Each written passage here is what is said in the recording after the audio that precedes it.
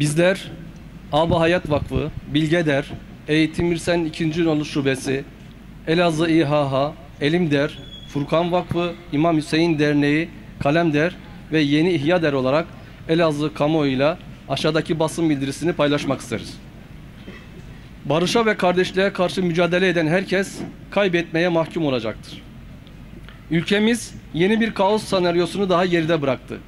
40 cana ve milyarlarca lira zarara mal olan kirli senaryo bir takım gerçeklerin perdesinin de yırtılmasını sağladı. Emperyalist güçlerin menfaat çatışmalarının aranesi olan Orta Doğu coğrafyasında yine bu ellerin tuttuğu satılık kalemlerle oluk oluk Müslüman kanının akıtıldığı, şehirlerin yıkıldığı, namusların kirletildiği, milyonlarca mazlumun muhacir durumuna düşürüldüğü bir vahşet tablosu çizildi.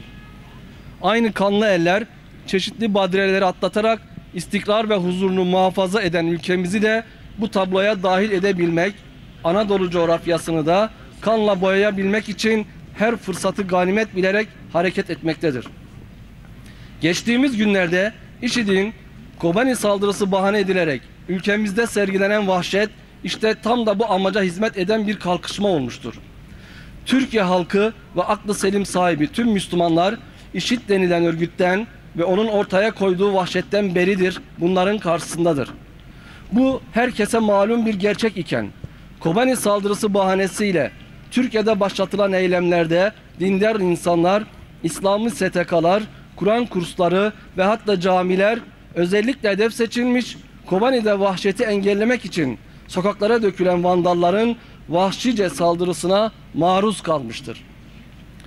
Bir insanın sırf sakallı olduğu için kurşunlanması, kurban eti dağıtan gencecik fidanların en vahşi hayvanların bile yapamayacağı şekilde onlarca kez bıçaklanıp balkondan aşağı atılıp sopalarla linç edilip üzerlerinden araçlarla geçirip sonra da benzin dökülerek yakılmaya çalışılması, bu vahşice katliamlar neyle, nasıl izah edilebilir? Belediye araçlarına, ambulanslara, bankalara, Kur'an kurslarına ve hatta camilere yönelen saldırılar, işgal ordularının bile sergilemediği bu öfke hangi kinin eseridir? Yüreklerinde bu kini taşıyan yüzü maskeli vandallar hangi karanlık mahfillerin amaçlarının hizmetkarlarıdırlar? Ve bütün bu olayların müsebbibi olan ve varlığını hak savunusu iddiasıyla gerekçelendiren bir siyasi partinin eş genel başkanının onlarca insanın kanının döküldüğü bir demde yaptığı açıklamada masum insanların vahşice katledilmesini değil de bir büstün yakılmasını kınaması ne kadar trajikomik ve utanılacak bir durumdur. Oysa binlerce büst bir Yasin börünün tırnağı kadar değere sahip değildir. Hepimiz biriz, Yasin börüyüz. Hepimiz biriz, Yasin börüyüz. Bugüne kadar İslam coğrafyasına kan ve gözyaşından başka bir şey getirmeyen bu emperyalist güçleri şiddetle kınıyor ve topraklarımızdan defolmalarını istiyoruz.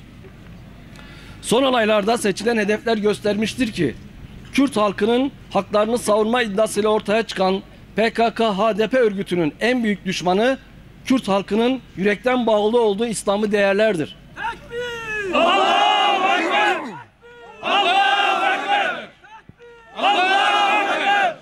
Bu değerlere karşı savaşan hiçbir güç Müslüman Kürt halkının dostu olamaz. Kur'an kurslarımıza, camilerimize saldıran, masum insanlarımızı vahşice katleden vandalları ve bunlara çanak tutan tüm güçleri lanetliyoruz. Son olayların önünün alınmasında devletin gösterdiği olaylara göz yumma derecesinde güvenlik zafiyeti, ölümlerin ve zararların artmasına yol açmıştır.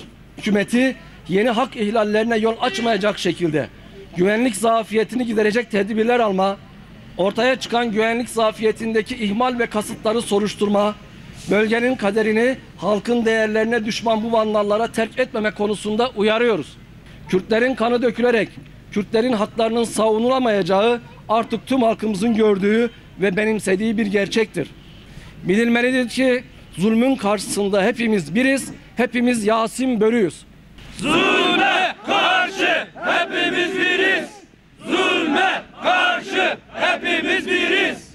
Zulme karşı hepimiz